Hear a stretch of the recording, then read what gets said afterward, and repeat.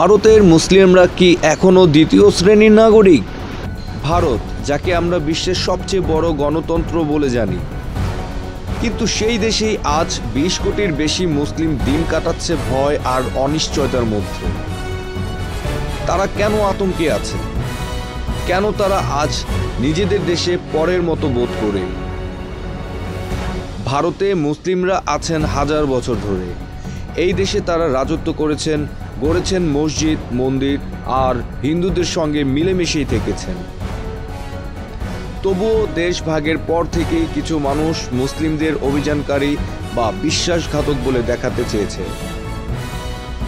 গত কয়েক বছরে ভারতে হিন্দুত্ববাদ অনেক বেশি জোরালো হয়েছে।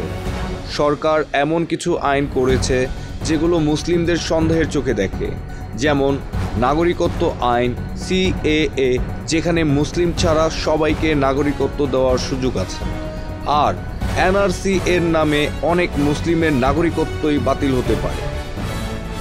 শুধু কাগজে কলমে না, বাস্তব জীবনেও মুসলিমরা আজ অনেক নির্যাতনের শিকার। কারো ঘরে গরুর মাংস আছে বলে সন্দেহ করে পিটিয়ে মেরে ফেলা হচ্ছে। বিক্ষোভ করলেই পুলিশ এসে গুলি চালায়, বুলডোজার দিয়ে ঘর ভেঙে দেয়, মুসলিম দোকান থেকে জিনিস না কেনার ডাকও দেওয়া হয়।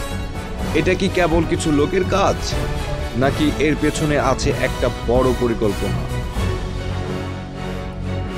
তবে সবাই চুপ করে নেই। অনেক মুসলিম তরুণ তরুণী প্রতিবাদ করছেন, সত্য কথা বলছেন, লড়াই করছেন। তাদের পাশে কিছু হিন্দু ভাই বোনও আছেন যারা বিশ্বাস করেন সব ধর্মের মানুষ সমান।